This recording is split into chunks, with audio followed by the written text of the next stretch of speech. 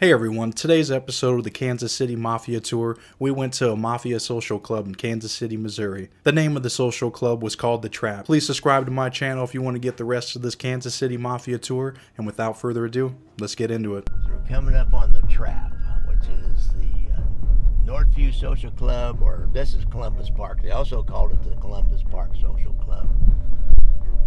This house over here on the left with the white porch and the wrought iron post there, that's where Tuffy and Luna's mother lived. As a matter of fact, when we served a search warrant on his house after the skim trial, the wiretaps ended on the skimming from Las Vegas investigation, they served one on there because they picked up something that he had something hid there, and they found a couple bulletproof vests, some guns, and they'd all been stolen out of ATF and DEA agents' cars downtown because we had this little crew of mob associates that were hitting the parking lots where the DEA and the ATF were and breaking in their cars and stealing guns and bulletproof vests and radios out of them.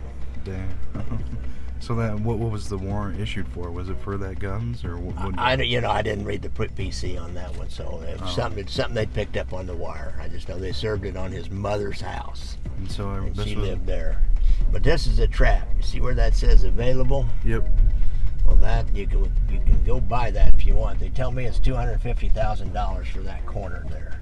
Damn. So the trap was just under that. That was behind that black car. That was the front door into the trap. We drive by and all these dudes with in the winter leather jackets, and in the summer just no jackets and pullover polo shirts and Sansabelt polyester slacks would be hanging around out front, and they'd be parked all over the place here.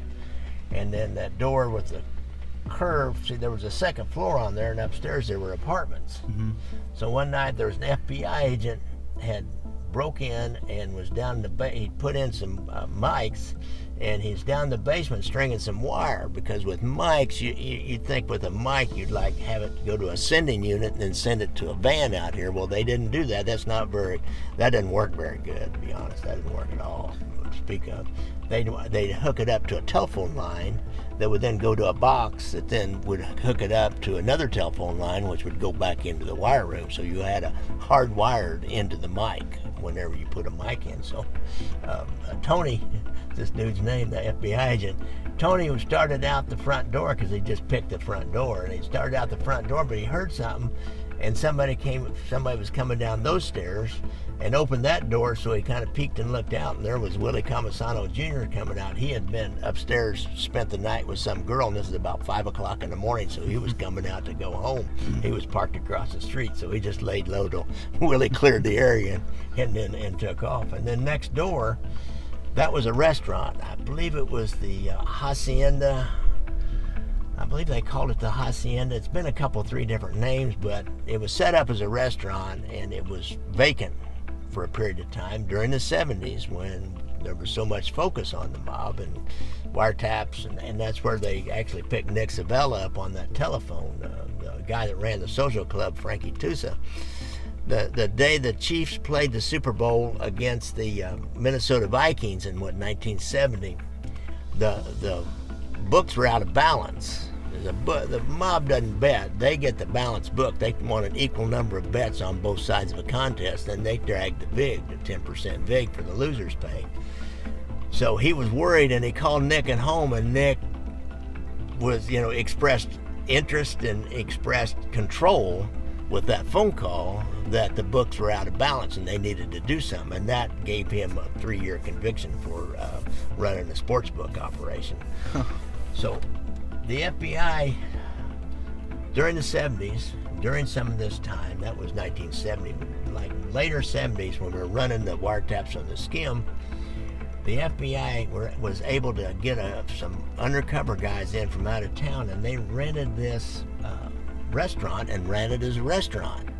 So their instructions were, do not approach anybody at the trap.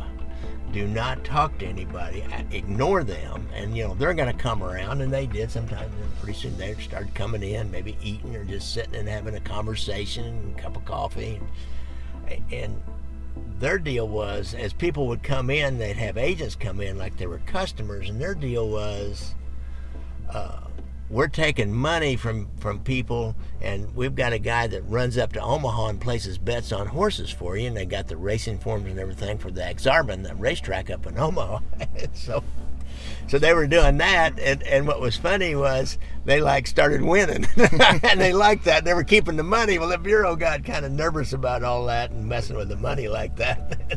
So it was just kind of like a storefront, right? It was like a restaurant operation? It was just like a restaurant. It was a restaurant, you know. You walk in, there was a counter and some tables and chairs and a small kitchen, and just ran a restaurant, but none of the mob guys ever, you know, picked up on that or even tried to. They came in, matter of fact, after we served search warrants, after all the skim investigation had gone on. We'd been up on like 20-some wiretaps at one time in Kansas City. They took it all down on Valentine's Day. And the next day, Tuffy Luna's sitting in there with Joe Ragusa, who was one of their guys, one of their kind of underlings, and Charlie Mortina, who was another made guy. And I think Vince Abbott might have been there, but there's 3 or 4 of them sitting around, and they're all complaining. Well, Tuffy, obviously, he's in charge. He's kind of dominating the conversation, talking about, well, it looks like we're all going to maybe serve a little hitch or two. He said, you gotta get your old ladies primed and ready for this, as I'm brainwashing Sandy now. What he meant was, you got to get your wives conditioned the fact you're going to go to prison for a while. He's brainwashing Sandy now, getting her ready for the fact he's going away to the penitentiary. He didn't know it was going to be for like 25 years, and he was going to be an old man when he came out. And then the funniest thing was, see, he's the one that had the notes. And he kept real extensive notes. It's, mentioned in the movie Casino, and he really did keep extensive notes. That when the agents put the notes together with the wiretaps and the surveillances and the informants and the people that became witnesses, they could make sense out of those notes, and really they helped cement the case against them for this conspiracy to skim money from the casino. So he's talking. He said, I got some bad shit in there. I had it all in a trash bag, and I was getting ready to go throw it away, but I hadn't gotten it thrown away yet. I got some kind of bad shit in there. Well, they didn't know how bad it was. If they would known he was trying to soft pedal it, that they've got these notes. And that's what was in the trash bag? Yeah, it wasn't in the trash bag. It was just in his dress drawer. He just kept everything. He's just one of these guys that kept everything. Oh, okay. As a friend of mine was helping with a search warrant once said, he's like one of these guys that just keeps everything. He never throws anything away. And so that was kind of an interesting little story. Crazy to think this building used to be a Mafia social club. Please comment any key takeaways that you got from this interview. Seriously, I love to hear back from everybody on what they think about the Kansas City Mafia.